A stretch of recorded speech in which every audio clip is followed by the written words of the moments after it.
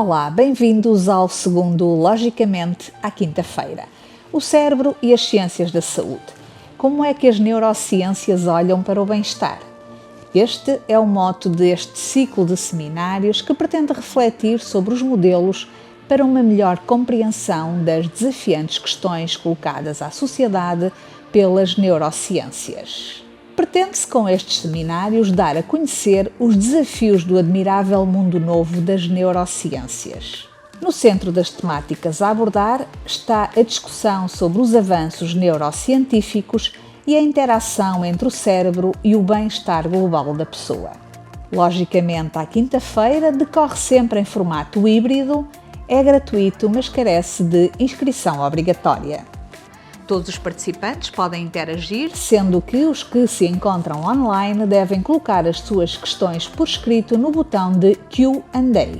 E passo agora a apresentar-vos os nossos convidados e dinamizadores deste ciclo de seminários. Começo pelo professor Dr. Bruno Peixoto, diretor do Departamento de Ciências Sociais e do Comportamento e também coordenador da licenciatura em Psicologia do Instituto Universitário de Ciências da Saúde da CESPO. O professor Bruno Peixoto é licenciado e doutorado em Psicologia Clínica, especialista em Neuropsicologia, é investigador e autor de inúmeras publicações científicas. Apresento-vos agora o professor Dr. António Giacomo. É docente da CESPO, tem licenciatura em Filosofia e Teologia, mestrado em Estudos Europeus, doutoramento em Filosofia e Letras, pós-doutoramento em Filosofia, pós-graduação em Neurociências, especialização em Medicina Narrativa, Bioética e Ethics Research. É investigador, tem também inúmeras publicações científicas e 7 livros publicados. A fisioterapia cerebral, mito ou realidade? Este é o tema de hoje. Deixo-vos então com os professores Bruno Peixoto e António Giacomo para vos falarem sobre este assunto. Então, muito boa tarde a todos. Bem-vindos mais uma vez a este ciclo de seminários. E nesta segunda sessão, depois do sucesso e do prazer que foi trabalhar e discutir e dialogar com o Bruno sobre as questões sobre o que é este cérebro, este órgão maravilhoso e no qual ficamos a perceber mais algumas coisas, hoje nós vamos abordar uma questão que é difícil para todos nós. A questão daquilo que nós apelidamos de estimulação do nosso cérebro. Ou seja, esta realidade que na última sessão o Bruno muito bem nos explicava sobre aquilo que é a capacidade neuroplástica do nosso cérebro, a capacidade do nosso cérebro de se reorganizar. E em nome disso vamos falar da fisioterapia do cérebro, ou seja, a fisioterapia neuronal, mais corretamente falando, para chamar a atenção de que há uma realidade que é um facto, mas ao mesmo tempo que é um mito, Bruno, que está associado à capacidade de estimular o nosso cérebro e assim otimizar o seu funcionamento. E hoje o Bruno disse-me para ser eu a começar as hostes e começar este diálogo e as minhas questões. E, na verdade, quando me preparei para vos falar, e tendo em conta que o Bruno sabe muito desta questão da estimulação, e vamos ver que até faz parte de um grupo dedicado a esta realidade, a minha perspectiva vai ser uma outra, vai ser um pouco, como é habitual de mim, provocatória. Vou procurar provocar o neurocientista e dizendo que, na verdade, como dizia o nosso título da nossa sessão de hoje, a estimulação, a fisioterapia neuronal, é um mito e, ao mesmo tempo, uma realidade. Eu vou centrar-me na vertente menos falada e menos pública, e se calhar até menos bem-vinda, que é a questão do mito associado a esta realidade. E para isso, Bruno, eu vou fazer de uma forma muito simples um conjunto de argumentos baseados em 2 elementos. O primeiro, um elemento daquilo que eu chamei um elemento mais biológico. Aquilo que é o facto desta realidade da neurodegeneração do nosso cérebro, tendo por base aquilo que era uma tradição das neurociências, com um grande neurocientista, prémio Nobel, aliás, espanhol, Ramón y Cajal, que nos dizia que no cérebro nada se ganha, tudo se perde. Chegamos a uma determinada altura da nossa vida e, inevitavelmente, pouco depois dos 20 e tal anos, meus caros alunos, mais ou menos daqui a uns anos, para vocês, já muito avançado para a maior parte de nós, os nossos neurónios e as nossas células neuronais, que, como o professor Bruno nos dizia na semana passada, não são só neurónios e eles têm muitas formas e muitas funções dentro do nosso cérebro, dizer que esta realidade é inevitável. A partir de uma determinada idade, nós começamos a perder o número de neurónios, eles vão morrendo ou então vão se realojando. E a pergunta que nós colocamos, e isso se chama neurodegeneração, é saber o que é que se passa, o que é que fica, o que é que vai substituir no lugar destes neurónios, este espaço que esses neurónios deixam de existir. Nós sabemos que existem aquilo que se chamam placas senis, ou seja, esta ocupação de espaço com esses mesmos neurónios que se vão perdendo. Mas hoje em dia, nós, no avanço da ciência, já sabemos também que, na verdade, também há neurogénese, ou seja, esta capacidade de produção de novas células neuronais, ainda que em espaços muito restritos, se calhar o professor Bruno vai nos ajudar nesse aspecto, em áreas muito restritas do nosso cérebro e com um número muito insuficiente em relação às perdas que nós vamos tendo. Mas eu gostava de provocar com esta ideia. Na verdade, nós vivemos, a partir dos 20 e tal anos, dependendo do estímulo que nós vamos tendo, vamos perdendo esse número de neurónios e essa perda é inevitável até aquilo que Miguel Torga dizia, até à última pancada do nosso coração. É inevitável. E contra isso surgiu uma tendência muito moderna, a qual eu chamei uma tendência sociológica, que é associada a esta realidade de que é preciso estimular o nosso cérebro. Ou seja, que nós temos a capacidade, através do exercício da fisioterapia, também falando para os nossos alunos dos cursos de fisioterapia, esta fisioterapia do cérebro somos capazes de reverter, ou pelo menos atrasar esta entropia das nossas células neuronais. Portanto, esta é a grande realidade. É possível fazê-lo. E essa é a pergunta que vamos tentar responder. E eu começo com esta dimensão daquilo que é uma das características que achamos importante neste ciclo de seminários. A capacidade de comunicar ciência e também divulgar ciência. E na semana passada, recordam-se que o professor Bruno e eu perguntava até com mais vontade o que era isso do encéfalo.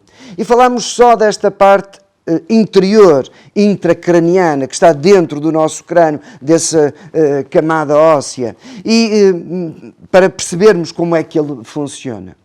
Hoje, se calhar, para falar desta minha perspectiva da dimensão da regeneração e da estimulação neuronal, era importante falarmos sobre o sistema nervoso, que embora pareça que é a mesma coisa, ele não é bem a mesma coisa. Na verdade, o sistema nervoso nós podemos dividi-lo em central, principal, e outro mais periférico, embora os dois sejam muito importantes. Mas o central é associado a estruturas do nosso cérebro. Em primeiro lugar, aquilo que se chama o encéfalo, ou seja, esta estrutura que nós temos. Mas que depois tem uma outra acrescente, que é a nossa medula espinal, ou seja, a nossa coluna vertebral, digamos assim, e aquela estrutura onde se encontram esses neurónios desse tal sistema nervoso central. E então ficamos já com esta ideia, porque depois vai ser útil quando eu falar sobre alguma provocação, sobre como é que nós podemos regenerar o cérebro, especialmente naquilo que é mais comum nas doenças neurodegenerativas. E então ficamos com esta ideia. Este sistema nervoso central, constituído pelo encéfalo mais a espinha ou a coluna vertebral, são elementos que têm um conjunto de neurónios que têm uma função central, são a centralina de toda a nossa atividade. E depois há uma outra realidade, que é o sistema nervoso chamado periférico. Mas periférico não quer dizer que seja menos importante que o sistema nervoso central. Ele tem outra função. E é ele que tem a função de receber estímulos que vêm das extremidades, da parte periférica dos outros membros e que se encontram todos nessa estrutura do sistema nervoso central. E porquê é que esta realidade é tão importante para percebermos o que é isto de estimular o cérebro? É que, na verdade, nós temos dois tipos de degeneração neuronal. Há uma que eu chamo normal, é o ciclo da vida. Essa degeneração normal, natural, que faz com que tenhamos consciência que temos, à medida que vamos envelhecendo, vamos perdendo competências, capacidade de concentração, capacidade de aprendizagem, capacidade para fazer determinadas coisas, porque parece que o nosso cérebro já não responde muito bem, que as nossas pernas já não andam tão bem como quando éramos mais jovens, e esta é uma estimulação, uma degeneração, ou seja, uma perda de atividade que é consequência daquilo que é a vida das pessoas e o normal envelhecimento. E ele continua a existir na nossa realidade. Ele faz parte da nossa vida. Nem toda a degeneração é patológica ou doentia, que é a tal degeneração que nós ouvimos mais falar, associado a essa expressão que amedronta tantas pessoas, que é a questão das doenças neurodegenerativas.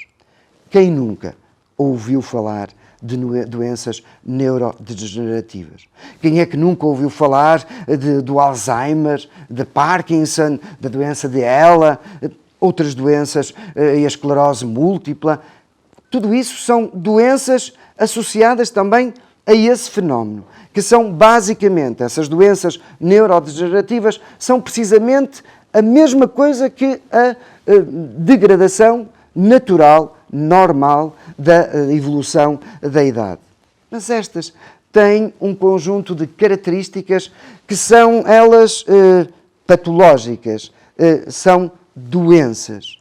Então, a primeira questão que nós colocamos é esta: será que é a mesma coisa nós termos, e se calhar deixo agora a palavra ao Bruno, será que é a mesma coisa fazer fisioterapia neuronal, estimulação neuronal, nos casos, naquilo que eu, como um leigo, chamei da degeneração normal e natural, e fazer estimulação neuronal em doentes com doença neurodegenerativa?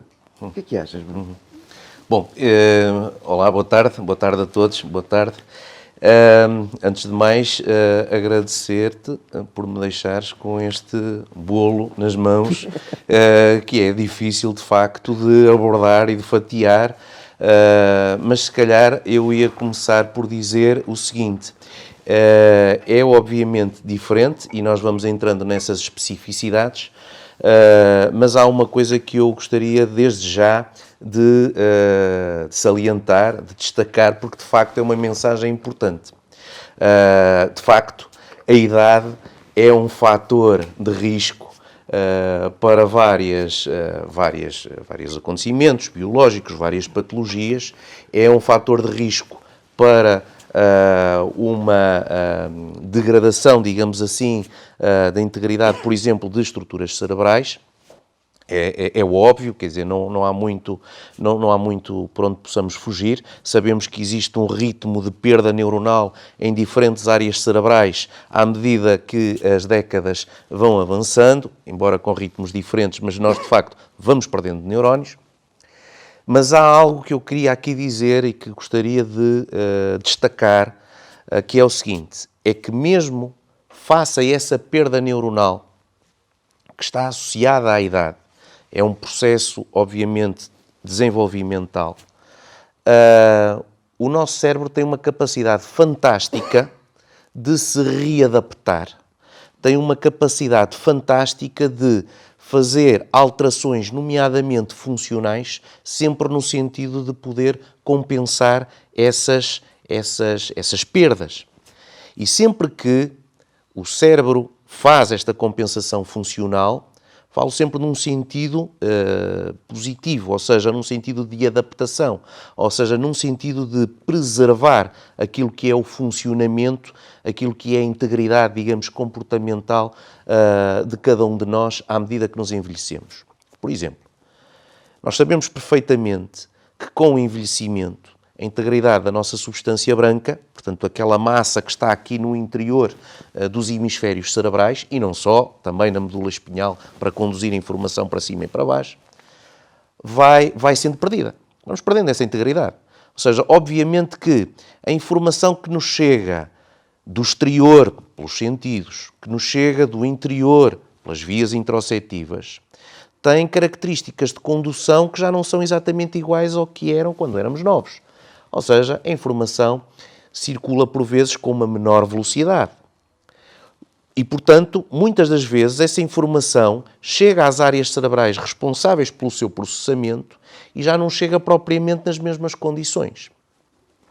Estamos a falar, por exemplo, imaginem, de um estímulo auditivo. As vias sensoriais, obviamente, vão se deteriorando com o envelhecimento. As vias que conduzem dentro do sistema nervoso central essa informação para as áreas cerebrais primariamente responsáveis pelo processamento dessa informação vão perdendo também a sua integridade.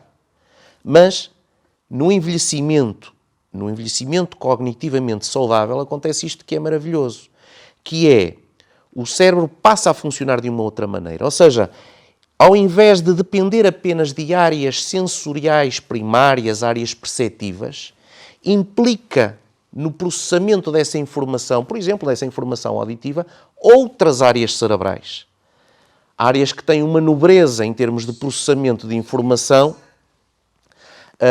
extremamente elevada, são aquelas áreas que, enfim, na última conferência falávamos, localizadas mais anteriormente, e que fazem um processamento adicional sobre essa informação. Ou seja, nós podemos, com o envelhecimento, levar mais tempo a processar determinado tipo de informação, mas também temos um outro tipo de deliberação sobre essa mesma informação. Ou seja, ao invés de funcionarmos de uma forma mais rápida, eventualmente com áreas cerebrais mais posteriores, que respondem imediatamente, por exemplo, às vias e aos estímulos sensitivos, vamos recrutar áreas mais anteriores, áreas frontais, por exemplo, que são capazes de dar aqui uma outra dimensão no processamento da informação. E dessa forma, apesar de termos perdido neurónios ao longo destas décadas, somos capazes de desempenhar de forma perfeitamente satisfatória aquilo que são as atividades que nos são exigidas pelo ambiente, pelo dia-a-dia. Portanto, uma coisa que eu queria dizer é isto, é que envelhecimento é também desenvolvimento. E que, portanto, apesar de perdermos neurónios, o nosso cérebro adapta-se, evolui face a essas perdas. Eu costumo dizer isto de uma forma, enfim, um pouco jocosa e até com pena minha, até que já chega a ser um pouco histórica.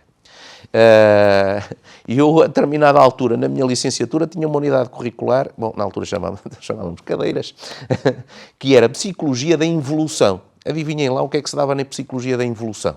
Envelhecimento.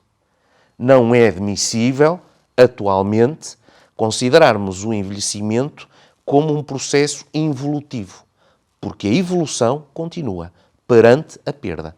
E o cérebro mostra-nos precisamente isso. A fisiologia cerebral, o funcionamento cerebral, está continuamente a adaptar-se àquilo que são as alterações estruturais próprias do envelhecimento. Quando isto não acontece, Ou seja, quando de facto há a perda desta capacidade de recrutar outras áreas, de recrutar outros circuitos que possam compensar aqueles que já não estão efetivamente em bom funcionamento, aí é que entramos de facto no domínio da patologia. E passamos a fronteira do que será o envelhecimento cognitivo dito normal para um envelhecimento cognitivo patológico. Portanto, tendo em conta esta perspectiva, esta divisão, enfim, funcional, normal e patológica no envelhecimento cerebral, no envelhecimento cognitivo, obviamente que então a minha resposta à tua pergunta é: não é efetivamente a mesma coisa. Não é a mesma coisa pensarmos, por exemplo, em estimulação cerebral de um indivíduo que está num processo desenvolvimental normal, tenha ele 40 anos, tenha ele mais de 65, sim, 40 anos, ou mais de 65, ou, independentemente da idade, mas obviamente a tendência é que seja mais tarde, esteja ele já num processo patológico. Portanto, são elementos que, de facto, são fundamentais para a considerar quando pensamos em estimulação. Vale a pena ou não vale a pena estimular? Não é? Porque isto é um mito, é uma realidade. Bom, uma coisa é certa.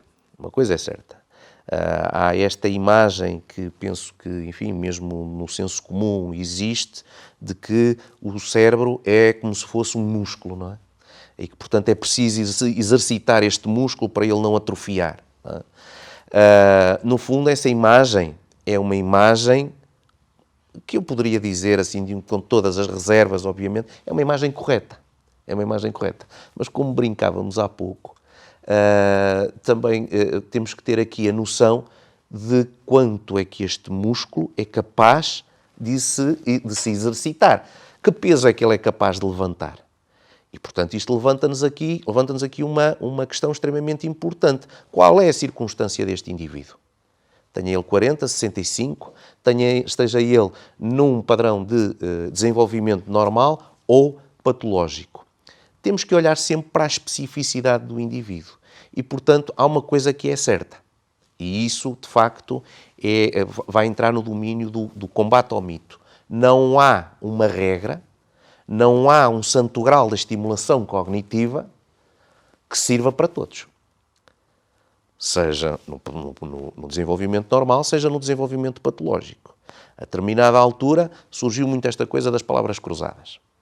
E depois deixou de ser as palavras cruzadas, passou a ser o sudoku. Como se isso servisse para todos. Não serve para todos, obviamente. Porquê? Porque, obviamente, o músculo não é o mesmo. A pessoa não é a mesma. Os interesses não são os mesmos. E, se calhar, também era importante também começarmos por aí. Por aquilo que são os interesses de cada um de nós. De cada um de nós. Porque, efetivamente, estamos a falar de estimulação que é feita só porque sim, porque ouvi dizer que fazia bem, e não tiramos propriamente prazer desse processo, então as coisas são, de facto, dificultadas. Bom, o que é que acontece quando alguém vai, por exemplo, a um ginásio e vai, de facto, tratar do físio ou só do corpo? Não é? Ou tem prazer naquilo que está a fazer, ou então, mais tarde ou mais cedo, vai acabar por desistir e aquilo não vai ter propriamente o resultado esperado. Portanto, essa questão também é importante, a par destas, que é a da motivação e daquilo que é de interesse para a própria pessoa. Portanto, palavras cruzadas serão boas. Para quem? Para quem tem prazer em fazer as palavras cruzadas. O mesmo para o sudoku. Também é importante, enfim, e dizendo isto, é que o nosso cérebro também gosta muito de novidade. O que é que eu quero dizer também com isto? Estar sempre a fazer palavras cruzadas, a determinada altura, também perderá algum do seu efeito, porque passa a ser uma atividade de rotina, não propriamente uma atividade que crie um verdadeiro desafio. Não é? Nós conhecemos eu conheço pessoas que gostam muito de fazer palavras cruzadas e a determinada altura quase que só precisam de ler o início da descrição e já sabem qual é a palavra, porque já se vai repetindo. Isto, o que disseste é muito interessante, porque faz-me pensar naquilo que é o fundamento destas nossas conversas, também que é a literacia na área da saúde. E aquilo que o Bruno estava a tentar explicar, e nos explicou muito bem, é que, na verdade, esta estimulação não pode ser genérica, não pode ser em pacote, mas tem que ser personalizada. Mas, na verdade, aquilo que acontece na nossa sociedade não é isso que nós vemos no nosso dia-a-dia. Na verdade, imaginamos aquilo que é a experiência mais senil dos mais velhos, nos lares de idosos, nos agrupamentos, nas associações de idosos, em que às vezes nas suas visitas vemos toda a gente a fazer as palavras cruzadas, toda a gente a pintar origamis ou a fazer trabalhos muito minuciosos, porque há este mito global de que é necessário estimular estas coisas. E se na verdade aprendemos alguma coisa nesta desconstrução do mito da neuroestimulação, é esta realidade. Estimulação faz falta, ela é um componente normal daquilo que é a realidade biológica, a realidade estrutural do nosso cérebro como realidade física, como qualquer outro elemento da nossa realidade, mas ao mesmo tempo há uma grande preocupação em perceber que não serve tudo, nem para todos. E isto faz-me pensar, a nível ético, aquilo que é o trabalho que muitas instituições, muitos profissionais de saúde na área da geriatria estão a fazer com os nossos idosos. É um trabalho que aqueles que acompanhamos os idosos temos consciência de que muito se evoluiu ao longo dos últimos anos na qualidade, nas condições de vida, no bem-estar dos mais velhos, principalmente, mas também é importante referir esta dimensão que o Bruno estava a explicar, associada àquilo que é uma degradação natural do nosso cérebro, que pode ser compensada com alguma estimulação que muitas vezes pode não querer dizer, e este é um aspecto também importante na literacia, na área do cérebro, que quando nós falamos de degeneração neuronal, nós nem sempre estamos a falar de morte das células neuronais. Aquilo que acontece em muitos casos é uma degradação destas células. Daqui a bocado vou falar um bocadinho sobre isto, mas dizer que as células neuronais, quando elas degradam, não quer dizer que morrem imediatamente, elas começam com um processo de degradação, ou seja, vão-se corrompendo as suas capacidades de comunicação, da qualidade das suas sinapses, e que têm esse mesmo efeito, ou seja, são coisas diferentes, degradação das células neuronais e a morte dessas células neuronais. Mas ainda relacionado, Bruno, com esta ideia, esta diferença que me parece importante deixar clara, a diferença entre aquilo que é a evolução natural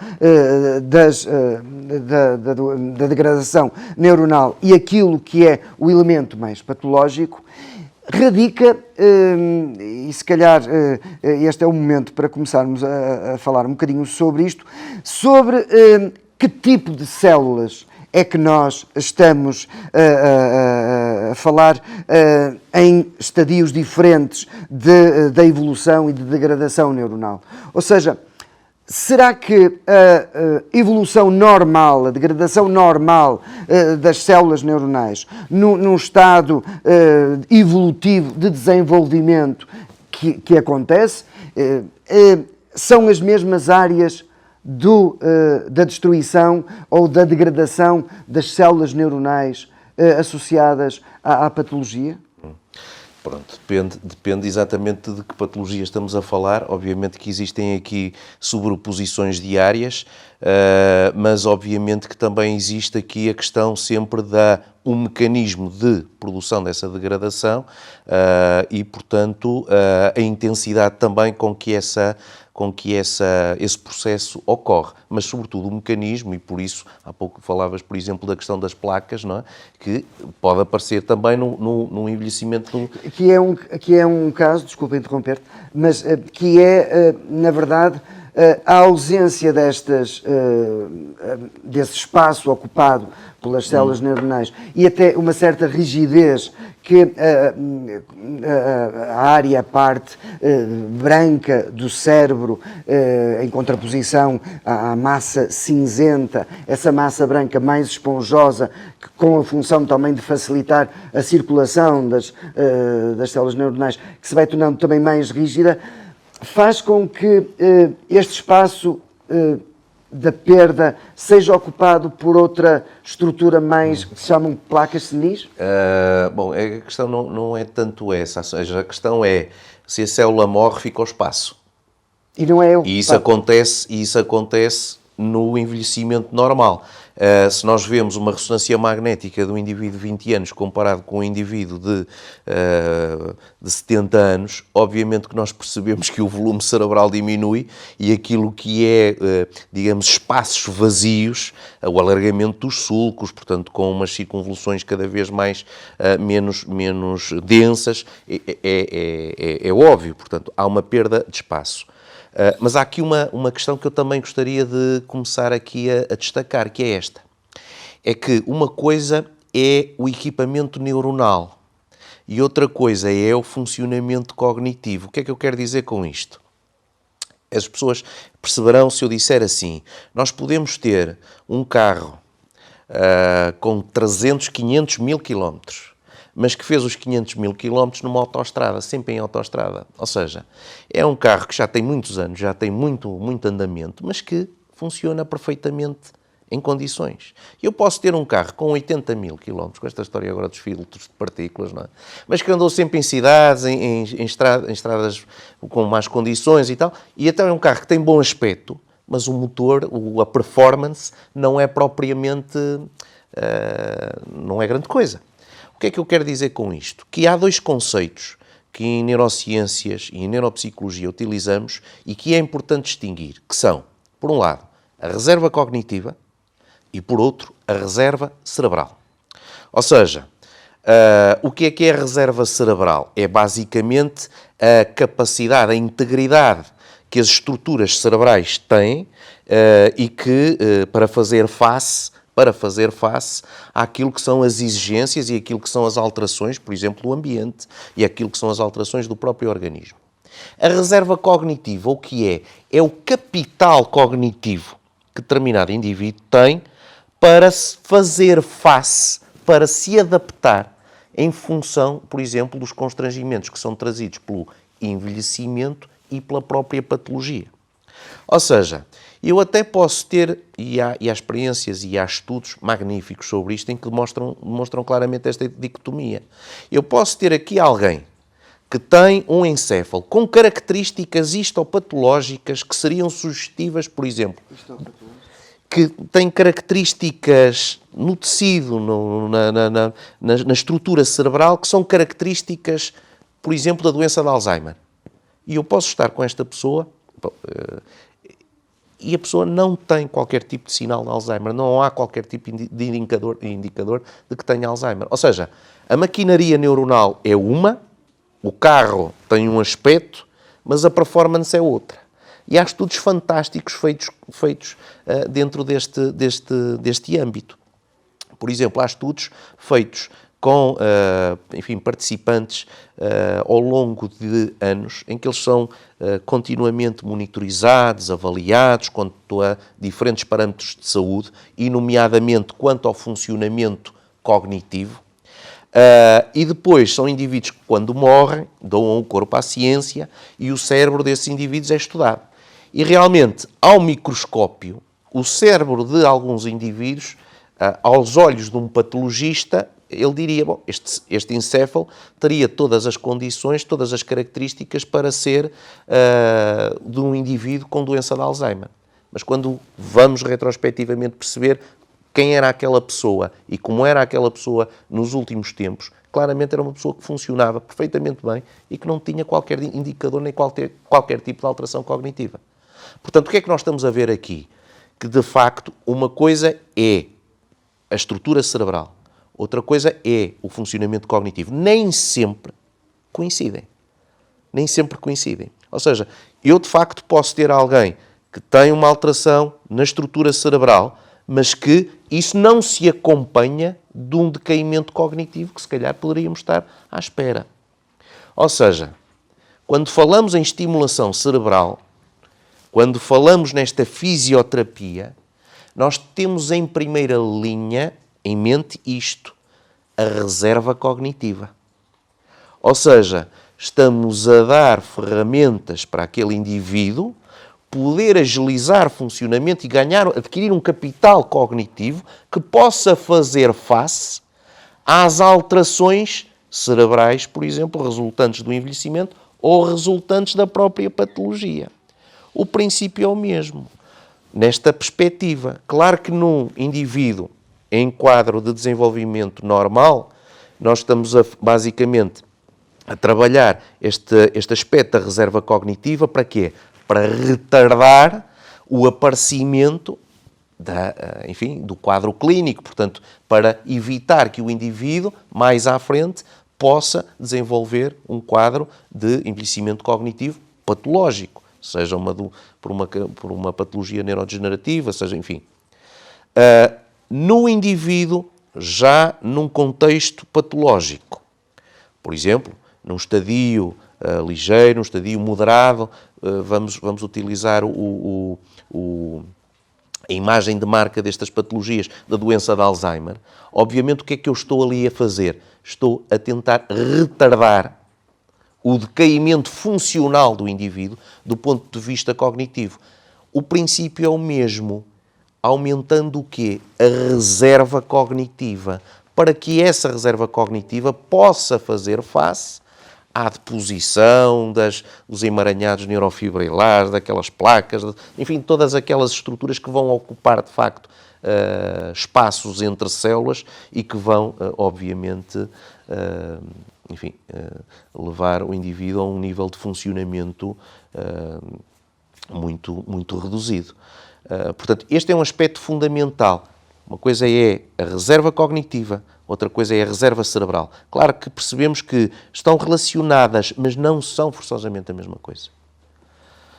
Isto, o que acabaste de dizer, faz-me pensar num elemento que às vezes que revela bem daquilo que é o estadio da evolução e do conhecimento das neurociências nestes aspectos, que é uma lógica que haveria associada a este mito da fisioterapia da estimulação, ou seja, a ideia de que a pessoa com mais vivências, com mais cultura, com mais conhecimento, teria menos propensão para doenças neurodegenerativas e para um envelhecimento precoce, mas isto não, na prática, não é isto que se vê.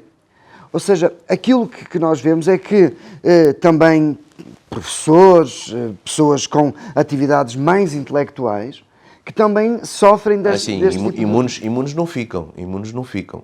Seria bom. Pois. Seria bom, mas infelizmente não. Mas uma coisa é certa, isto também é importante dizer. Que em algumas regiões, por exemplo, nos Estados Unidos, também em algumas regiões da Europa, aquilo que é a incidência, o aparecimento de novos casos de demência, tem-se observado uma ligeira diminuição. Claro que a prevalência, portanto, o número total de casos aumenta porque nós vivemos cada vez mais tempo. Mas a incidência tem sido, de alguma forma, reduzida. E há dois grandes fatores que explicam um pouco dessa redução. Um é o controlo de fatores de risco cardiovascular. Isto é logo fundamental. Nós podemos estar aqui a falar em estimular cognitivamente e tudo mais, mas, de facto, é, em primeiro lugar, controlar os fatores de risco cardiovascular. Até porque nós sabemos, por exemplo, que indivíduos nos quais existe uma carga negativa, por exemplo, do ponto de vista de irrigação cerebral, cerebrovascular, em que há deficiências de irrigação cerebrovascular, são indivíduos que não respondem tão positivamente, por exemplo, à estimulação cognitiva. E, portanto, primeiro aspecto, controle de fatores de risco cardiovascular é fundamental. Hipertensão não tratada é uma bomba relógio. A inatividade é outra, a inatividade física é outra bomba relógio. Podíamos ir por aqui fora. Mas há um outro aspecto que tem sido e que tem andado paralelamente a estes dos fatores de risco cardiovascular. E este é o maior grau de educação das populações, nomeadamente das populações mais velhas ou mais idosas. Ou seja, a educação, a escolaridade, o facto de fazermos ao longo da vida, ou desenvolvermos ao longo da vida, atividades cognitivamente estimulantes, ajudam de facto a edificar esta reserva cognitiva. E paralelamente com esse controle de fatores de risco cardiovascular, é um fator decisivo na prevenção e no retardar do aparecimento de quadros demenciais. Ora, deixa-me só dizer-te uma coisa daquilo que é a minha percepção desta realidade. Aquilo que me estás a dizer vai um bocadinho de encontro à ideia da contraposição do mito da fisioterapia. Eu vou explicar com isso. Na verdade, um dos elementos que me parece nos estudos sobre a neurodegeneração é a questão do fator cardiovascular, ou seja, a irrigação do cérebro. Como sabem, e o Bruno na semana passada dizia-nos isto, grande parte do oxigênio que nós consumimos é gasto por este órgão principal. E, portanto, este sistema, aquele condutor, aquele que é o veículo que vai conduzir o oxigênio, é também através de todo este sistema circulatório. E, portanto, um dos aspectos que me parece importante para o combate às doenças degenerativas pode ser este elemento muito fashion desta ideia de que é preciso estimular, e eu ainda queria numa outra intervenção fazer um pequenino comentário aos determinados tipos de doença, principalmente na degeneração patológica, esta ideia da estimulação cognitiva como um elemento fundamental, ou um elemento que eu sei que vocês não consideram fundamental como único, mas que a nossa sociedade parece que a única resposta que tem, a única publicidade que faz, é que a ideia, se perguntarmos a um senhor idoso ou uma senhora idosa como é que combate o Alzheimer, como é que se combate as doenças do cérebro, estado senil, é através da leitura, das palavras cruzadas, do só do cu, de outros estímulos neuronais. Quando, na verdade, aquele que é um elemento que parece o parente pobre desta dimensão, que também é uma dimensão na área da saúde, é a prevenção das doenças cardiovasculares. E aquilo que estavas a dizer vai muito ao encontro daquilo que é a minha intuição e a minha percepção sobre esta realidade.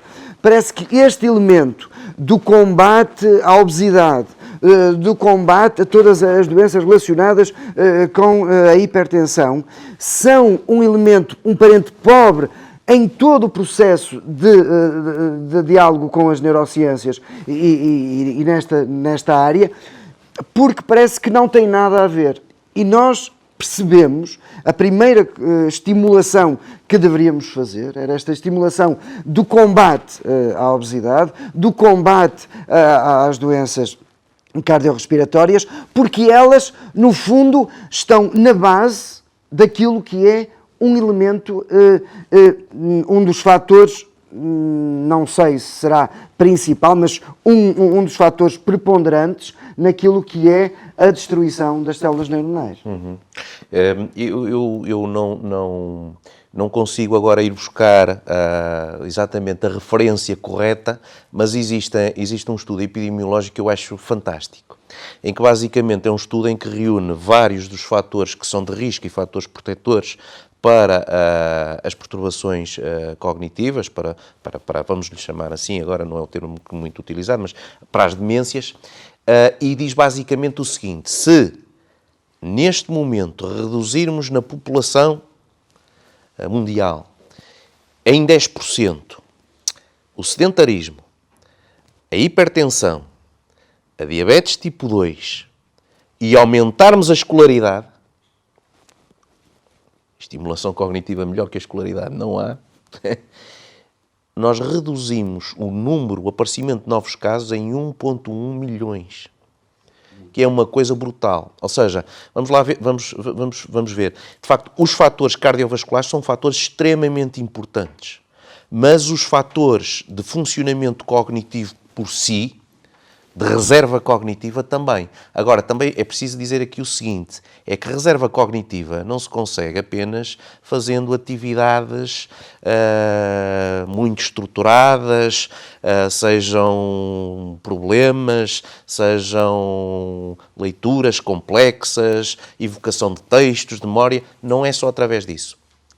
A reserva cognitiva também se edifica muito em atividades comuns de vida diária, como por exemplo, ter amigos, falar com os amigos, ter relações sociais. Isto é fundamental. Nós percebemos hoje que a solidão é um fator de risco tremendo. Lá está, para doenças cardiovasculares, para doenças psiquiátricas, patologias psiquiátricas e também cognitivas. Sabe-se hoje, por exemplo, que o número de relações casuais, sociais, que as pessoas têm, ajuda a predizer o risco eventual de desenvolvimento de perturbações cognitivas. Por exemplo, sabe-se que pessoas que, e isto agora têm animais de companhia, é um fator protetor. Porquê? Por causa da questão relacional. Então, não é preciso estar a fazer coisas muito elaboradas. Por exemplo, pessoas que têm envolvimento, por exemplo, em atividades religiosas, por exemplo, estão relacionadas com um determinado grupo, com com determinadas relações pessoais. Tudo isto funciona como fatores que favorecem em muita reserva cognitiva. Portanto, estimular sim, obviamente é importante. Obviamente é importante. É importante enquanto isso for prazeroso para o próprio indivíduo. Lá está. Não por obrigação. E nós podemos, de facto, estimular de diferentes formas e de acordo com os interesses de cada uma das pessoas. Por exemplo, eu conheço um investigador da Universidade de Edimburgo, que é o professor Thomas Bach, que sempre se dedicou muito ao estudo da aquisição linguística e as implicações que isso tem em termos de envelhecimento. E ele, com uma das suas alunas de doutoramento, basicamente fez um estudo do que foi isto. Foi colocar, quem quisesse, idosos que de facto o entendessem, colocá-los a aprender uma nova língua. Costuma-se dizer, o burro velho já não aprende línguas. Mas ele resolveu fazê-lo e fazer, inclusive, com pessoas em estadios iniciais e moderados de demência. Os efeitos, em termos de funcionamento cognitivo geral, em termos de retardar, lá está, de retardar o evoluir do quadro, foram fantásticos. Aprender uma nova língua. Ele, portanto, em Edimburgo, ele pôs numa escola de línguas a aprender durante umas semanas gaélico. E pelos vistos e pelas fotografias que ele mostrava, de facto, estavam todos muito contentes com a atividade, estavam muito contentes. E, comparado com um grupo controlo e com um pseudo-controlo, um grupo que fazia outra coisa qualquer que não fosse aprender uma língua, de facto, foram os que menor decaimento demonstraram. Isto é estimular cognitivamente também. Há um estudo chinês, não sei de que universidade, não me lembro, mas há um estudo chinês em que portanto, pegou num grupo de indivíduos, também com estadios iniciais e moderados de demência, e colocou-os a aprender aspectos sobre ópera. Acho que era sobre ópera. Cantonesa, enfim, música. O decaimento, comparativamente com grupos que não tiveram estimulação ou grupos que fizeram outro tipo de atividades não tão estruturadas, foi significativo. Ou seja, portanto, estimulação cognitiva não precisa de ser algo de laboratorial, de fora do quase que de ficção, não. Pode ser claramente com atividades relacionadas com os interesses das pessoas. E estes exemplos são exemplos que ajudam a traduzir isso. Agora, de facto, os aspectos cardiovasculares são fundamentais e andam interligados. Eu acho que a nossa conversa está a ser muito interessante, o tempo vai passando, e se nada mais nós conseguíssemos sintetizar desta nossa conversa, Bruno, estes dois elementos que me parecem inovadores para a sociedade e do diálogo da CESP com a sociedade, que é esta ideia de que, em primeiro lugar, há um alargamento do conceito de estimulação neuronal, ou seja, que esta estimulação neuronal não pode ser em pacote, não pode ser global, tem que ser personalizada e que deve também atender a muitas outras áreas, como estavas a dizer, áreas como aquilo que é a própria dimensão, o estímulo da pessoa, o seu gosto, aquilo que ela está a fazer e a personalidade de cada uma dessas pessoas. E este elemento é um elemento que e esta é a missão da ética e da neuroética, é um elemento que precisa de ser vincado neste momento, que é esta ideia da personalização dos cuidados, que em nome de vivermos uma massificação destes cuidados, principalmente na área da geriatria, com um número cada vez maior de lares, com mais gente, mais idosos que temos de cuidar, corremos o risco de massificar. E, neste caso, a questão da estimulação e do combate à neurodegeneração é um trabalho que os profissionais na área da geriatria têm que estar muito atentos e aprendemos isso. Acho que esta é uma das conclusões. A outra conclusão que eu acho que é muito interessante também para nós e que foi vincada por ti e que acho que faz todo sentido é esta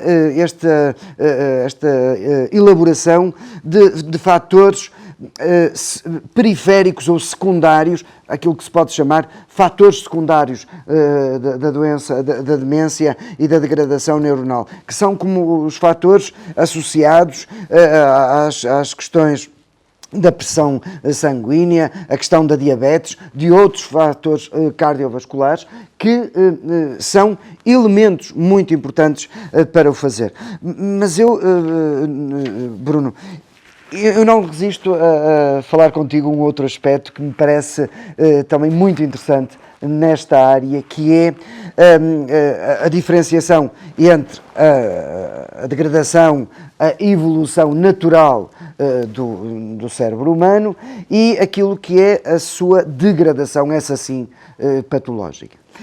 E aquilo que nos dizem os estudos sobre as doenças neurodegenerativas, e por isso eu falava no início do sistema nervoso central e o sistema nervoso periférico, porque eles são essenciais para percebermos os vários tipos destas doenças neurodegenerativas.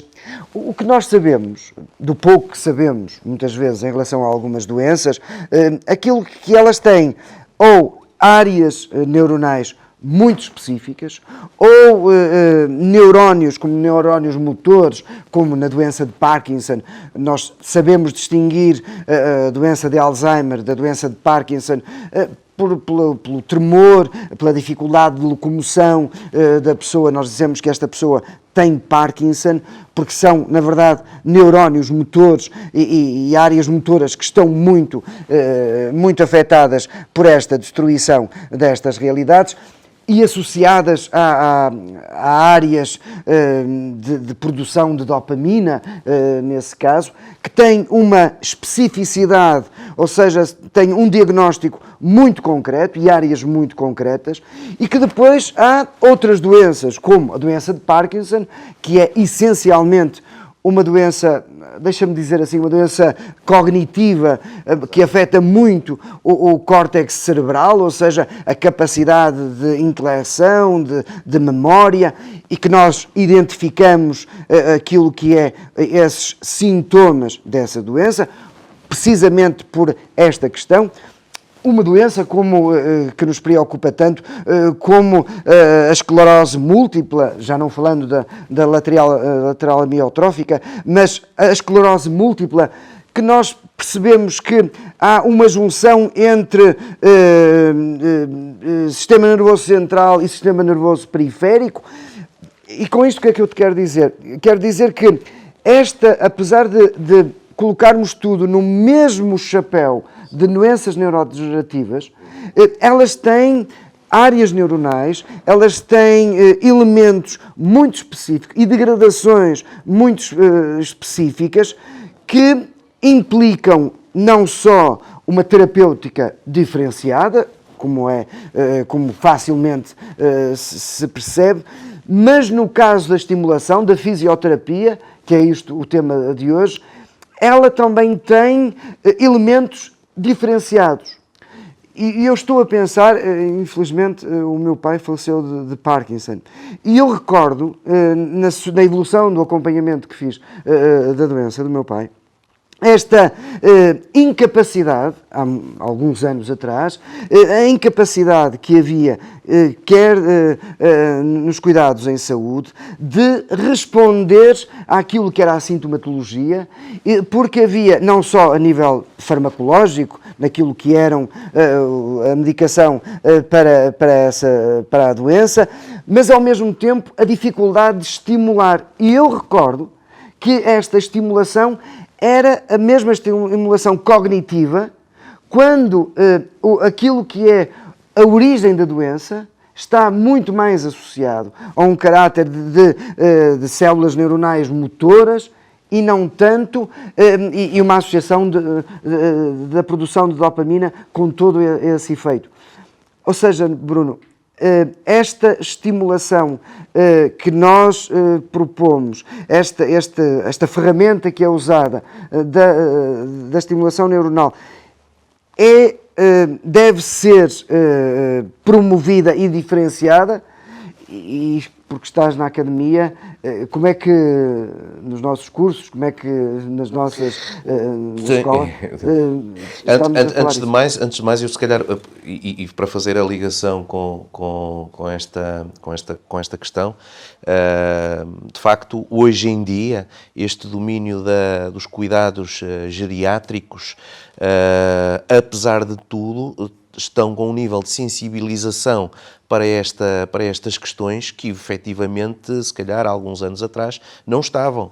E hoje em dia fazem-se coisas e projetos e programas de intervenção de âmbito geriátrico, de facto, fantásticos. E vai-se tentando, vai-se experimentando, vai-se desenvolvendo, vai-se testando, porque há muito ainda a testar, há muito ainda a perceber que tipo de estimulação, que dose, com que frequência, exatamente como se fosse um fármaco, não é? Portanto, isto é uma intervenção de âmbito psicológico, de âmbito psicossocial, se quisermos, mas que tem, ou que se rege exatamente pelos mesmos parâmetros com que avaliamos, por exemplo, a eficácia de um fármaco.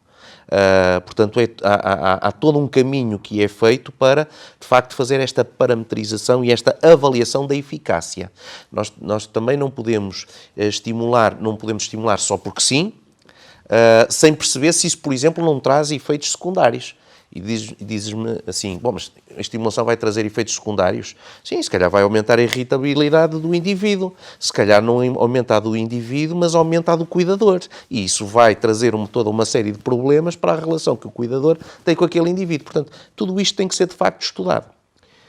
Ora, se isto é estudado, também a forma, portanto, se pensarmos num quadro clínico com, portanto, um diagnóstico, obviamente que esse é um aspecto que também tem que ser trazido à luz do processo de estimulação. Como é que, isto do ponto de vista, por exemplo, da psicologia, nós trabalhamos isto? Nós trabalhamos muito numa perspectiva de um modelo que é a de programação ramificada, é um modelo de treino programado ramificado, que é uma coisa que parece muito complexa, mas resume-se da seguinte forma.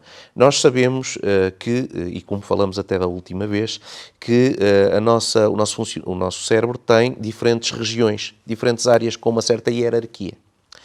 Também do ponto de vista cognitivo, essa hierarquia existe, ou seja, temos aquelas áreas cerebrais que falamos da última vez, que ativam o córtex cerebral, são ativadoras, vão permitir que nós possamos estar atentos e poder discriminar um estímulo de outro, portanto, tem a ver com o funcionamento cognitivo mais básico. Temos depois áreas que estão relacionadas com percepção, com sensibilidade, com memória, e depois temos então áreas mais deliberativas, muito mais relacionadas, por exemplo, com o funcionamento executivo, com a tomada de decisão, com o planeamento. O que é que em psicologia nós fazemos? Fazemos, em primeiro lugar, a observação e a contextualização de toda a história daquele indivíduo. Para quê? Para percebermos, em primeiro lugar, todos os interesses, as motivações, quem é aquela pessoa que está ali à frente, que não será igual à outra que está ao lado, mas, depois uma avaliação, e após a avaliação neuropsicológica, tendo em conta esta hierarquização de funcionamento de funções cognitivas, em função das características de funcionamento, em função das áreas mais ou menos afetadas, nós de facto fazemos uma ramificação e uma atribuição de quais serão as áreas cognitivas inicialmente a estimular, para que depois possamos estimular áreas subsequentes.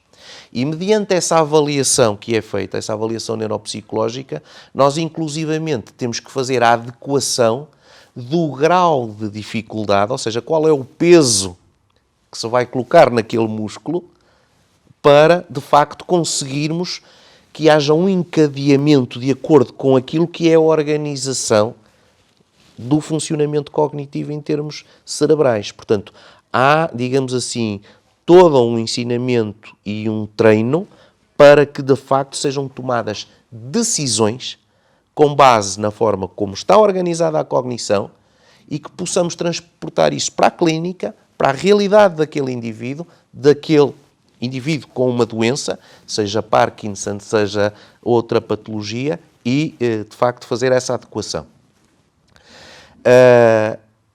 Infelizmente, a perspectiva também é esta. Claro que há patologias, e agora voltando aqui um pouco a esta ideia de diferentes áreas cerebrais, há patologias que de facto têm mais uma vertente ou uma afetação primordialmente mais motora, outras eventualmente mais cognitiva, mas essa distinção nem sempre é correta. Nem sempre é correta.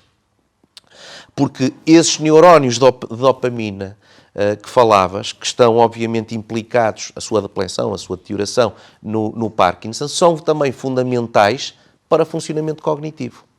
Sim. São também fundamentais para o funcionamento cognitivo. E apesar de ser uma patologia que se possa manifestar, e a primeira imagem que existe é da alteração motora, ela pode cursar também com alterações cognitivas, inclusivamente há quadros de deterioração cognitiva associados. Portanto, é preciso perceber a natureza, e se calhar, se pensando em Parkinson, pensaríamos logo à partida em termos de outro tipo de funcionamento, de determinado tipo de funções cognitivas, que não se pensariam de uma forma imediata, por exemplo, na doença de Alzheimer. Embora a doença de Alzheimer também seja muito heterogénea.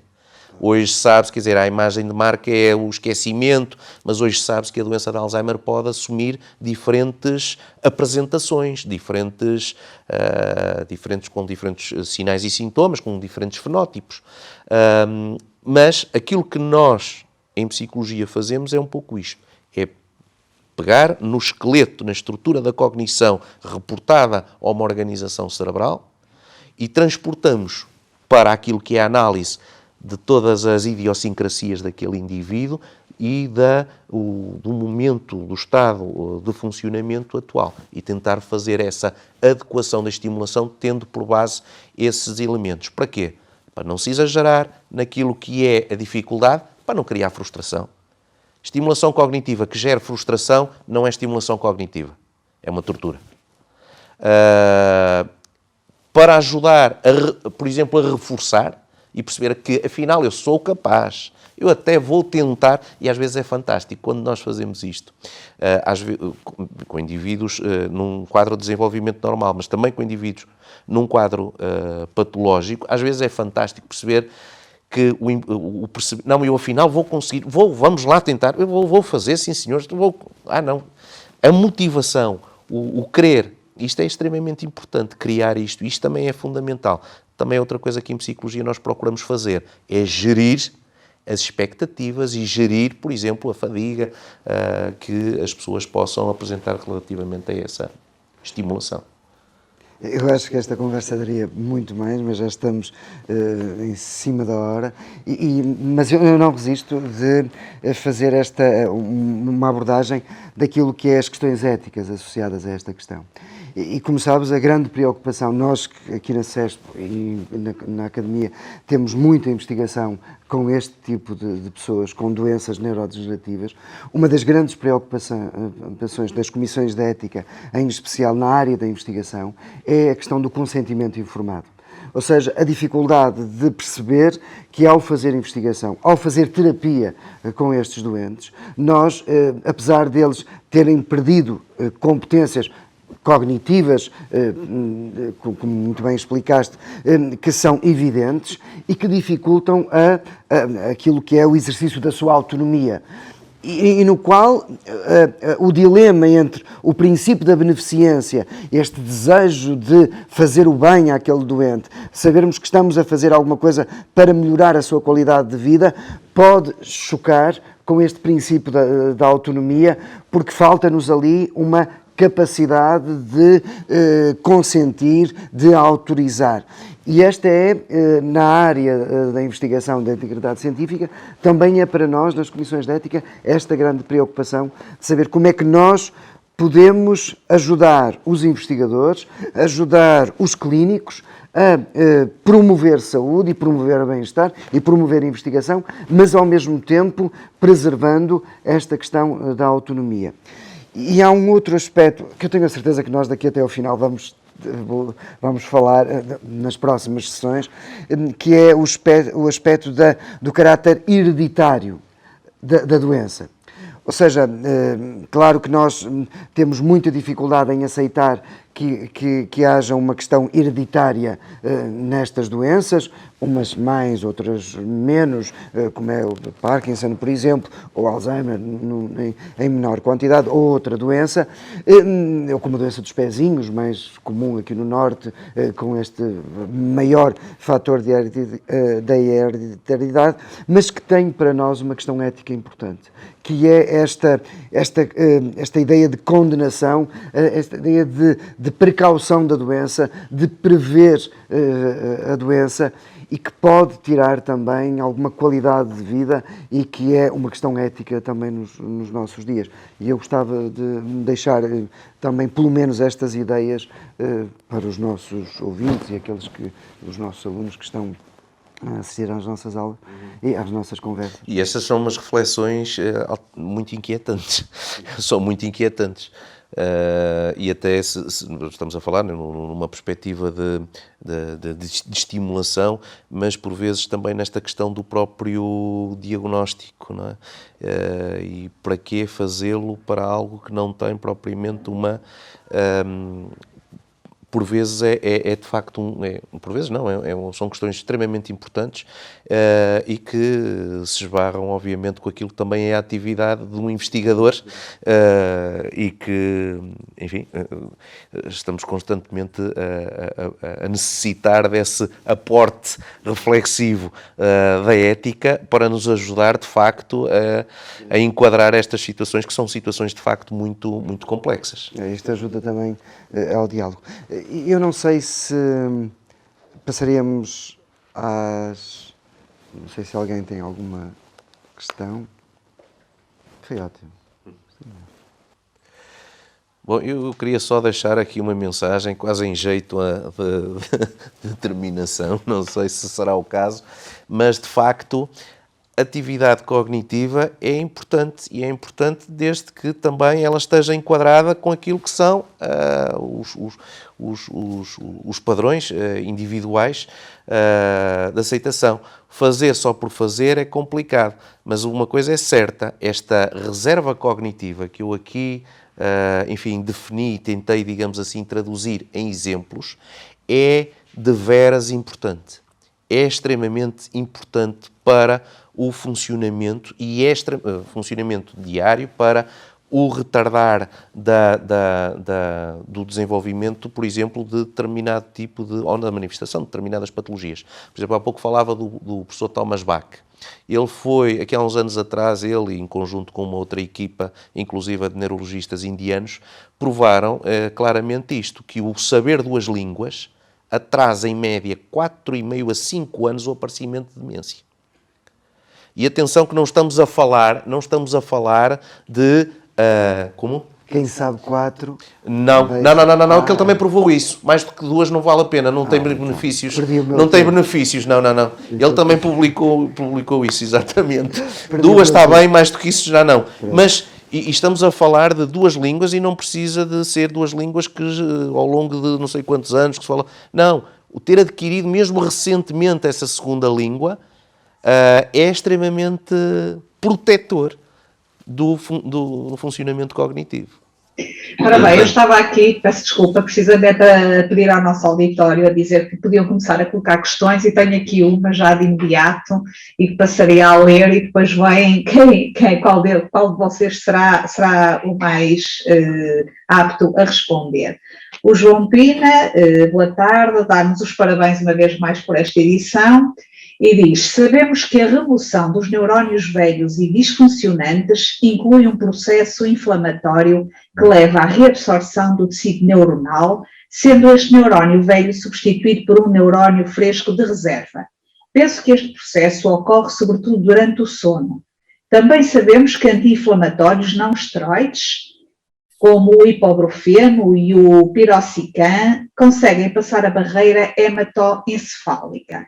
E a pergunta é a seguinte, podem alguns AINES de uso crónico, caso frequente hoje em dia, contribuir para a neurodegeneração ou pode ser um efeito protetor? Ou não tem qualquer relação? Bom, eu diria que, quando há pouco nós falamos dos fatores de risco cardiovascular, e os meus alunos sabem perfeitamente isto, que quando falamos destes fatores de risco, falamos sempre da questão inflamatória, que é obviamente uma questão extremamente importante. E não estamos a falar apenas da questão local, em termos de sistema nervoso, mas a inflamação sistémica. E hoje em dia percebe-se claramente que há aqui uma relação muito importante entre estes processos inflamatórios e o funcionamento cerebral, e nomeadamente a neurogénese, que este nosso auditor coloca. E sabe-se perfeitamente que esta inflamação sistémica é uma inflamação que, enfim, pode estar associada a várias situações, a várias condições. Por exemplo, nós costumamos falar da questão da obesidade e do facto de haver uma inflamação crónica de baixa intensidade e que, de facto, isso está relacionado com alterações cerebrais e também, obviamente, depois com o aparecimento de alterações cognitivas. Portanto, obviamente que está relacionado e que essa inflamação sistémica tem um efeito deletério, tem um efeito negativo naquilo que é a neurogénese.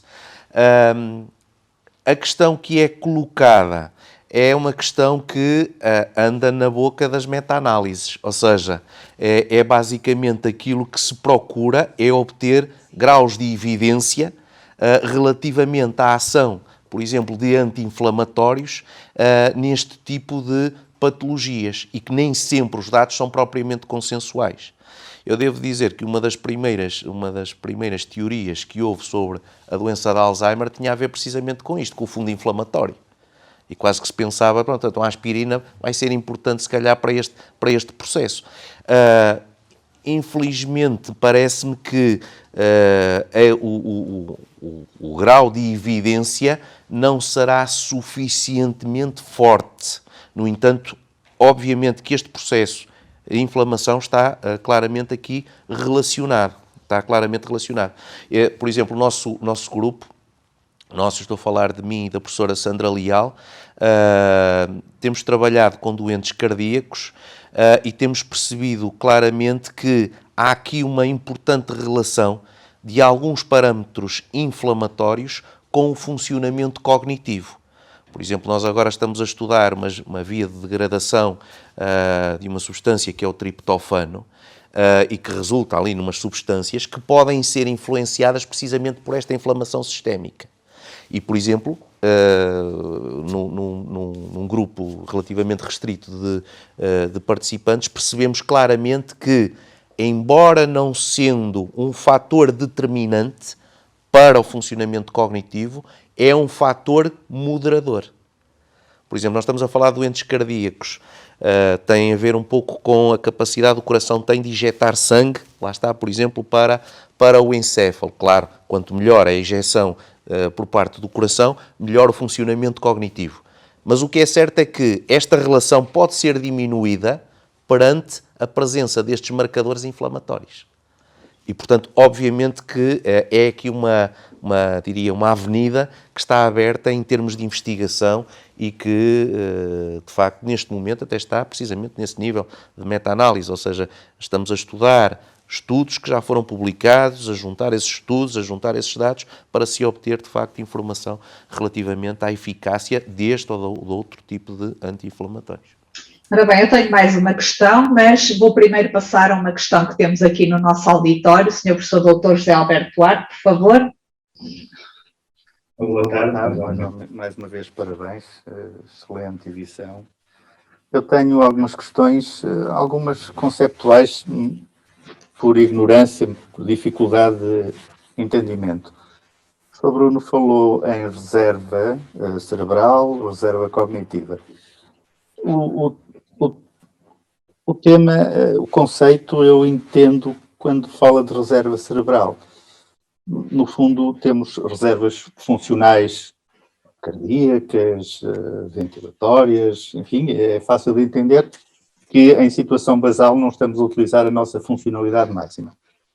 Mas quando fala em reserva cognitiva, já tenho mais dificuldade de operacionalizar, de lhe dar uma estrutura, de a compreender. Eventualmente de avaliar, que é um problema que nós temos também.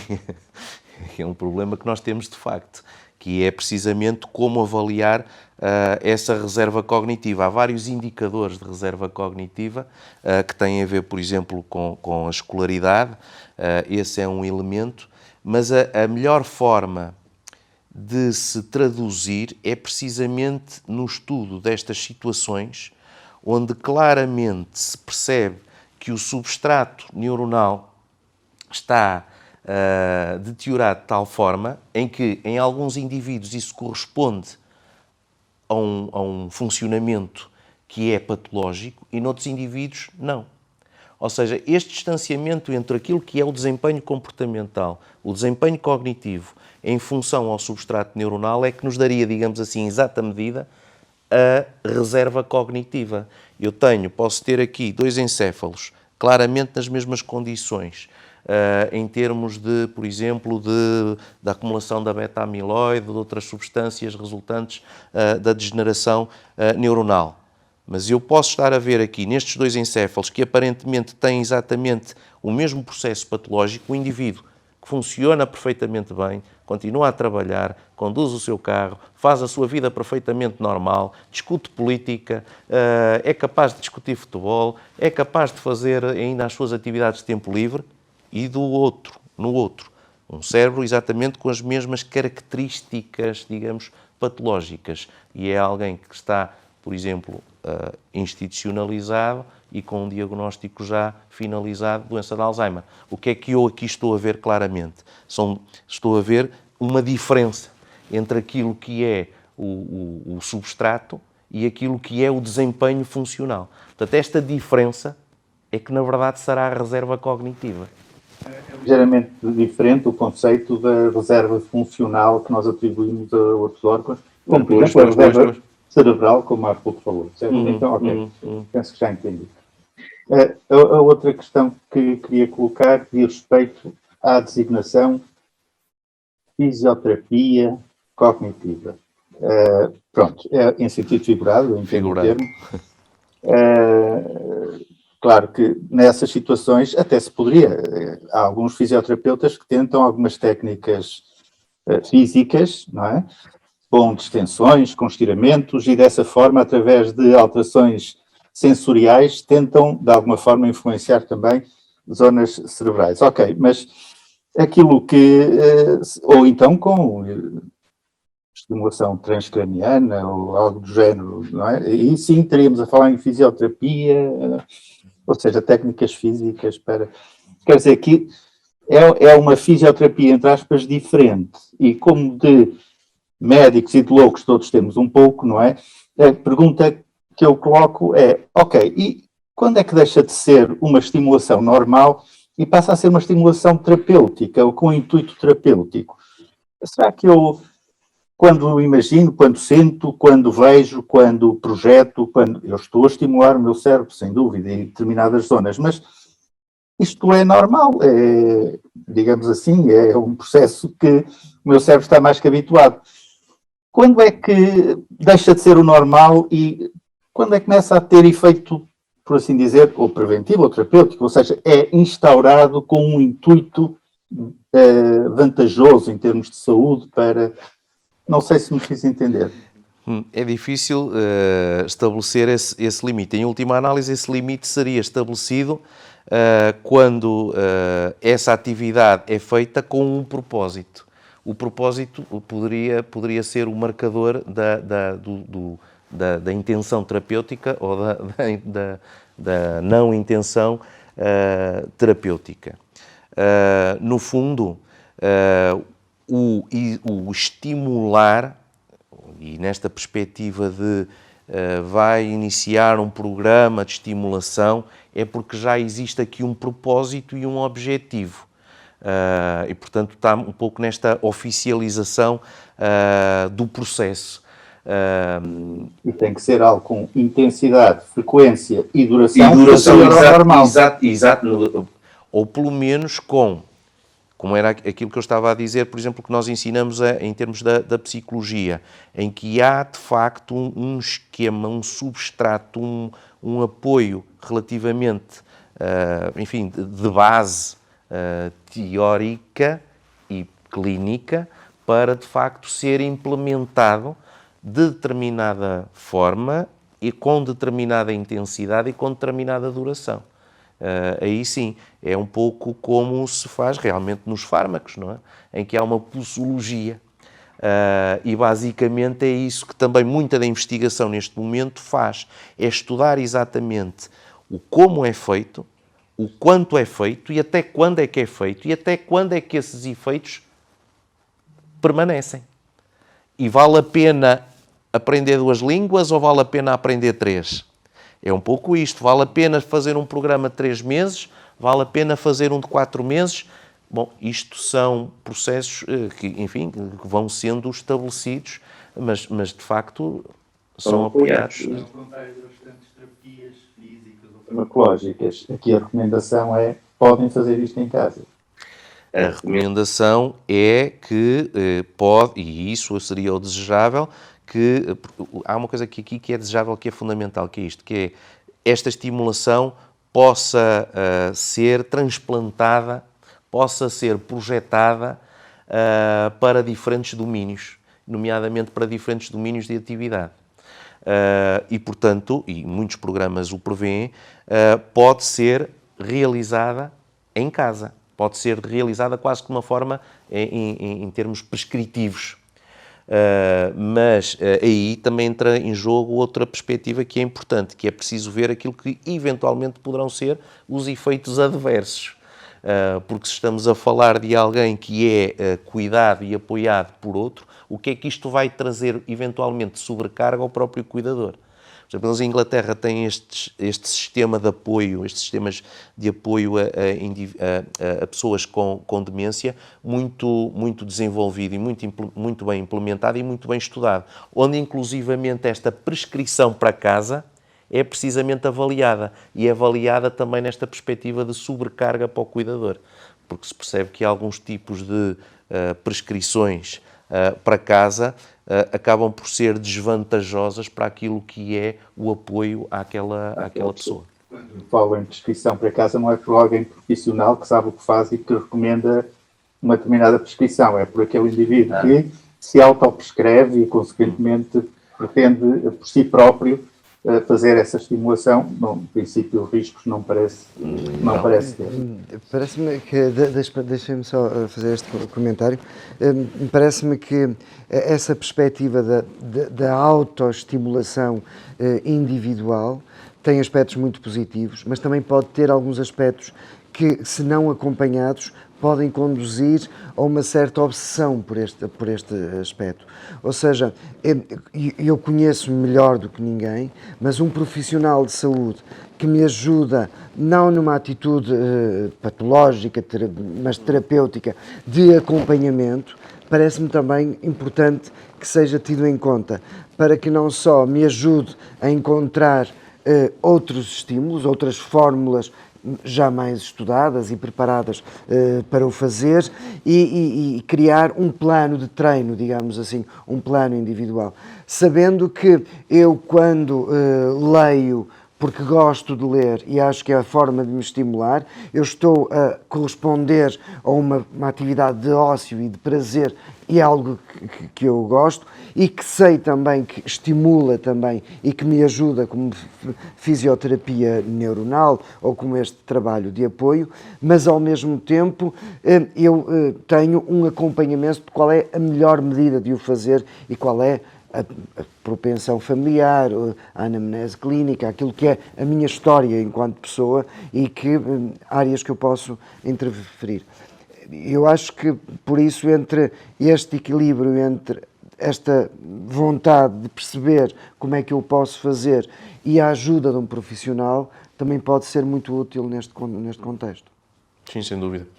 Mas eu não entendi, se calhar também está a querer trazer aqui aquela perspectiva do melhoramento. Eu não sei se eventualmente isso também poderia, é outra dimensão que nós aqui não abordamos, mas podíamos abordar, 15 dias vamos falar que dela. há indivíduos que, por exemplo, seja pela atividade profissional, pretendem melhorar determinadas capacidades, por exemplo, de atenção, de vigilância. E aqui a estimulação cognitiva pode funcionar nessa perspectiva também, até por meio de outras técnicas, como por exemplo pelo próprio neurofeedback. E portanto também há essa perspectiva que é uma perspectiva claramente dirigida para um objetivo, não é propriamente nesta perspectiva mais terapêutica, mas de melhoramento, de aperfeiçoamento, e cada vez está mais em voga, assim. Muito obrigada ao professor José Alberto Duarte por ter aqui participado com estas questões. Agradeço também há pouco ao João Pina pela questão que ele colocou. E agora vou colocar-vos a questão da Inês Paiva, que para além de agradecer esta iniciativa, diz o seguinte: aprendemos numa das nossas disciplinas do mestrado em Psicologia que a abertura à experiência, um dos traços contemplados na teoria dos Big Five, se correlacionava negativamente com o surgimento de quadros demenciais. Embora esta seja uma correlação e não uma causalidade, podemos assumir que tentar ativamente uma exposição a novas experiências contribui para reduzir o risco ou atrasar o desenvolvimento destes quadros, ou estaremos a falar de uma relação puramente de estrutura cerebral cognitiva, ou seja, quem é mais aberto à experiência terá menos incidência destes quadros devido ao que este traço promove em termos comportamentais ou devido à sua organização neuronal. Bom, se calhar posso começar eu. Bom, a abertura à experiência. Há uma coisa que, e agora voltando a pegar nesta questão da reserva cognitiva, que obviamente está intimamente relacionada com a probabilidade ou a possibilidade ou com o risco de demência. Nós sabemos sim que um fator importante associado à reserva cognitiva dentro da estrutura de personalidade é o nível de neuroticismo. O nível de neuroticismo, sim, é um fator que está perfeitamente identificado na literatura como sendo, os níveis altos, obviamente, sendo um elemento negativo para esta reserva cognitiva e, portanto, um elemento altamente associado, ou posso estar mais associado, lá está, é uma análise correlacional, ao aparecimento de demência. A abertura à experiência, muito sinceramente, é no sentido de que é uma correlação como é a menor abertura à experiência e, portanto, maior probabilidade ou maior risco. A correlação é positiva ou é negativa?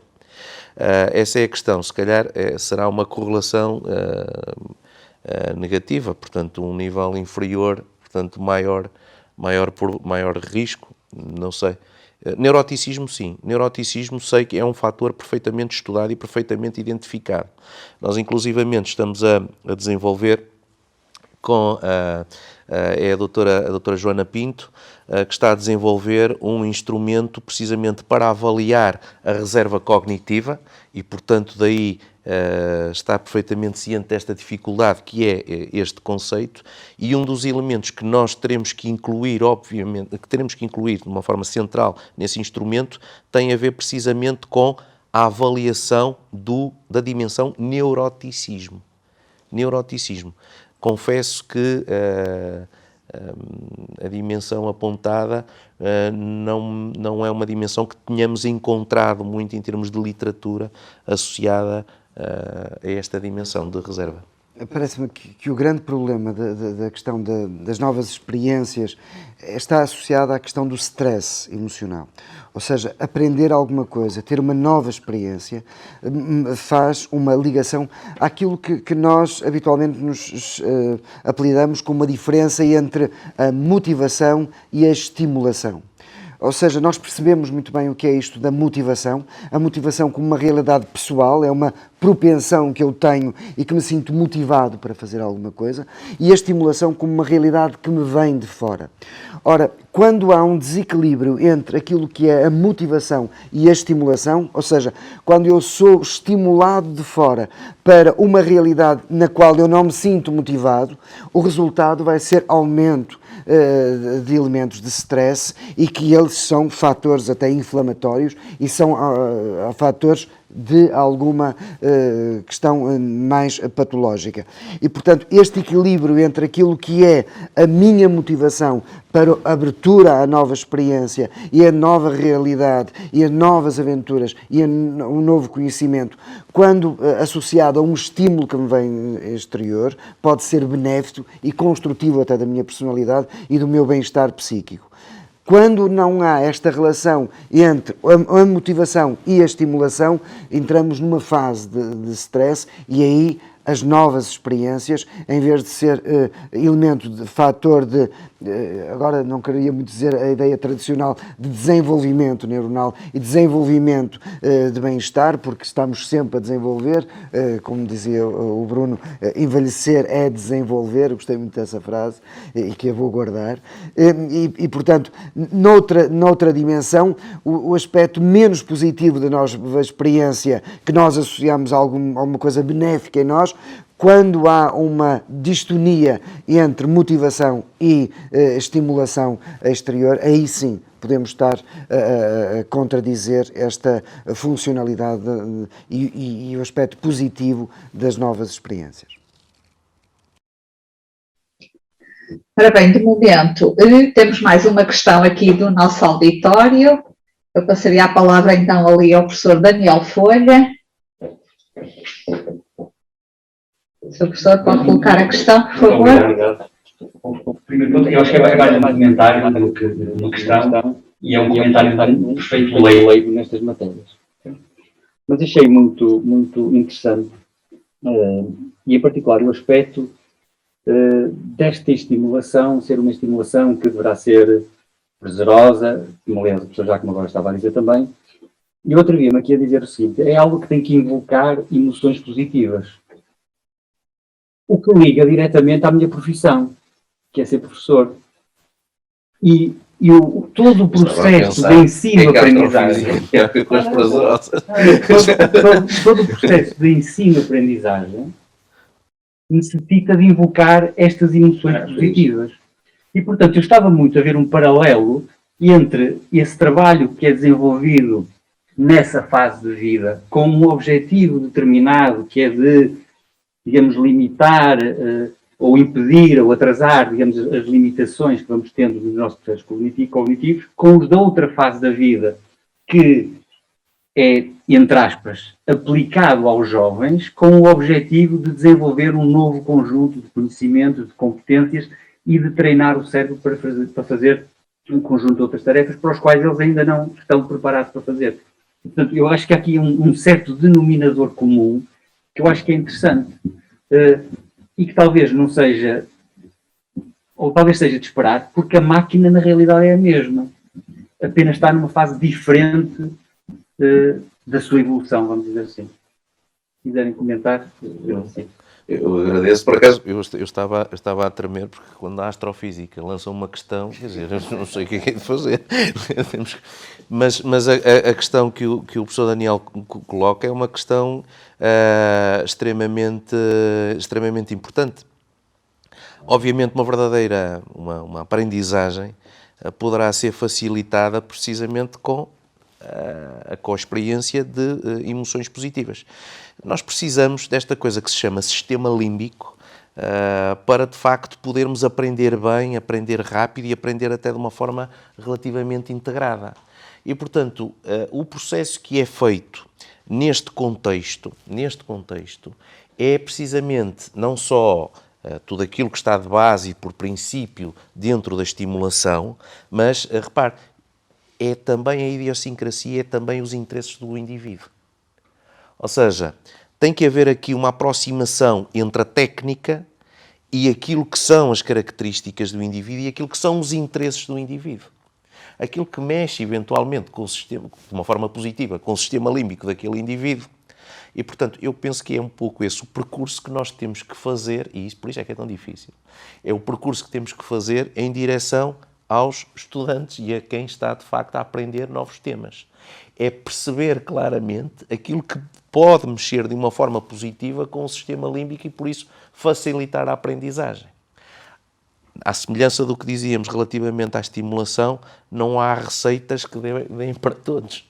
É um processo, de facto, quer dizer, aqui estamos a ver numa perspectiva quase clínica, não é? Pessoa a pessoa, mas que, de facto, numa sala de aulas não é mais complexo de fazer. Mas tem um pouco a ver com isso, com tentar perceber o que é que nesta pessoa, neste estudante, o move, qual é o interesse, o que é que lhe dá gosto, o que é que lhe tem sido mais... para, de facto, a mensagem poder ser veiculada e a atividade e a relação, porque é disso que se trata, a relação possa, de facto, ter o efeito que é desejado, que é um gosto em aprender, um gosto em descobrir e portanto, em que este processo se concretize. Não há receita. Estava à espera de uma, não era, professor? Não. Foi mesmo provocatório. Há um aspecto que eu só queria comentar. É esta ideia de que são as experiências prazerosas, positivas, que nos fazem evoluir e que nos fazem desenvolver. Mas há um elemento muito interessante, que é até pela base neurofisiológica dessa experiência, a experiência da dor e as experiências menos positivas também são construtivas da nossa própria realidade. Ou seja, nós não aprendemos só com coisas que nos dão gosto. Os alunos não aprendem só com professores fantásticos, como o Bruno, mas de certeza aprendem com professores mais boring, mais aborrecidos e, portanto, nós aprendemos com o prazer, com aquilo que nos dá gosto, mas este sistema límbico também é receptor da experiência negativa e com ela somos capazes de aprender, que me parece... É verdade que todos nós temos esta experiência. Nunca mais me esqueci Nunca mais me esqueci daquela vez em que ele me disse que não sei. O meu pai me fez. É verdade, mas pronto, vamos tentar ir pela positiva. Ora bem, estamos já em cima a ultrapassar até o nosso tempo. Eu não sei se aqui no nosso estúdio o outro lado quer colocar alguma questão, aqui do meu lado esquerdo. Não, estão todos muito caladinhos. Temos mais alguém que quer colocar uma última questão, então.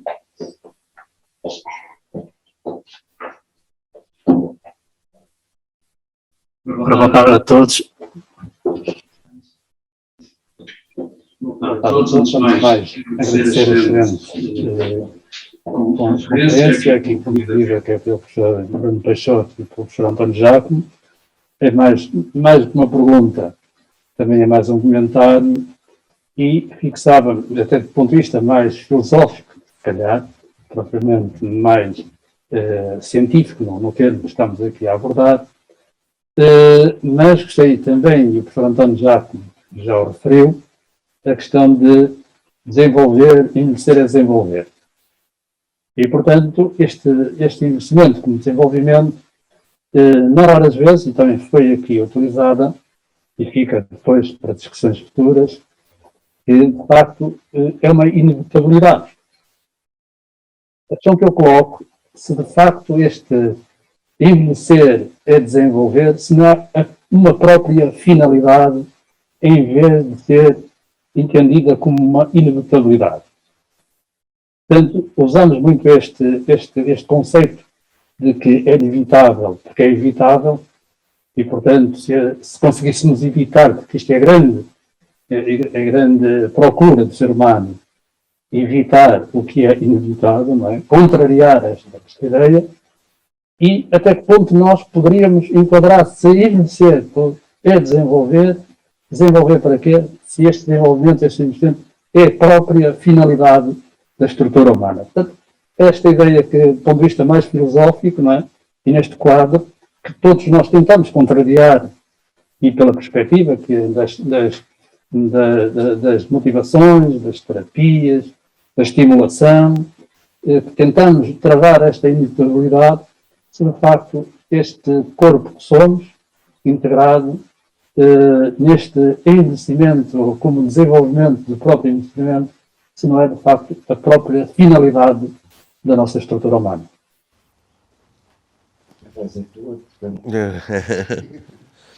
Bom, eu acho que, para já, eu acho que é importante esta desconstrução que eu tentei aqui fazer da fatalidade, esta perspectiva fatalista. Por uma perspectiva que, para já, não é propriamente fantasiada, portanto, existem, de facto, claros indicadores de que é neste sentido, mas há, de facto, um aspecto que é fundamental também e que, se calhar, não foi propriamente muito explorado, que é o seguinte, que é a associação não só desta estimulação ao funcionamento cognitivo em si, né, que é uma associação imediata, mas à qualidade de vida, à satisfação com essa mesma estimulação. E, portanto, em última análise, dentro daquilo que é o propósito e aquilo que é o vetor de desenvolvimento, o poder favorecer essa qualidade de vida e essa sensação de bem-estar, parece-me que é inevitável que possamos refletir e abordar. Acho que com base nisso, não sei se de alguma forma me aproximei.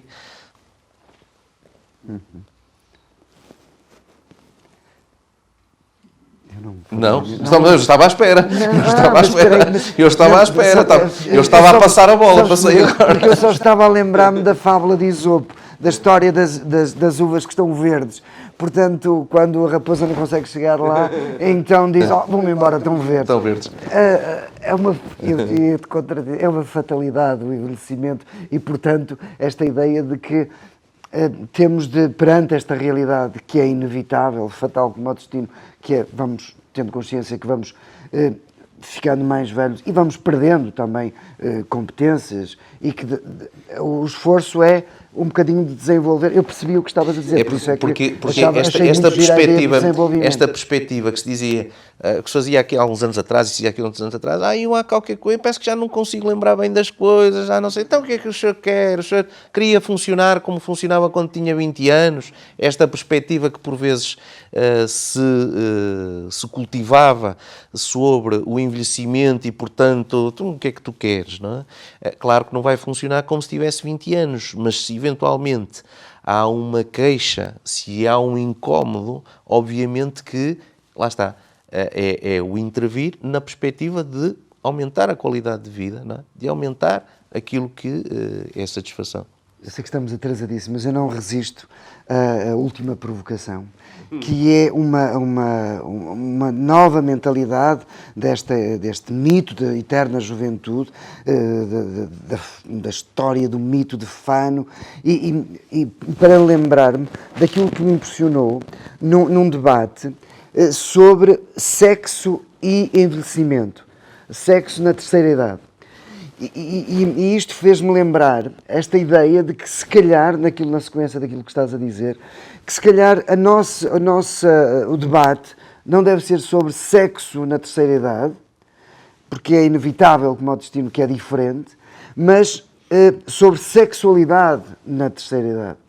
E isto parece-me que é diferente. Falar de sexualidade, que ela existe e continua a existir na terceira idade, e não tanto a situação de sexo na terceira idade como uma realidade biológica, como uma realidade que é difícil de perceber e contextualizar sem o contexto da sexualidade. E acho que era esta a provocação que me lembrei ao falar de toda esta realidade.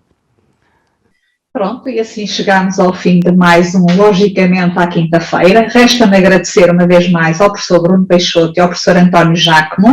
Agradeço também aqui às pessoas que se encontram no nosso estúdio e também aos 80 auditores que estão a ver-nos do outro lado do ecrã. A todos, muito obrigado. Regressaremos no próximo dia 21 de abril, onde vamos falar de terapia e potenciação, as promessas dos novos fármacos. Até lá, desejo uma continuação de um resto de bom dia a todos e uma excelente resto de semana. Obrigada, boa tarde. Boa tarde.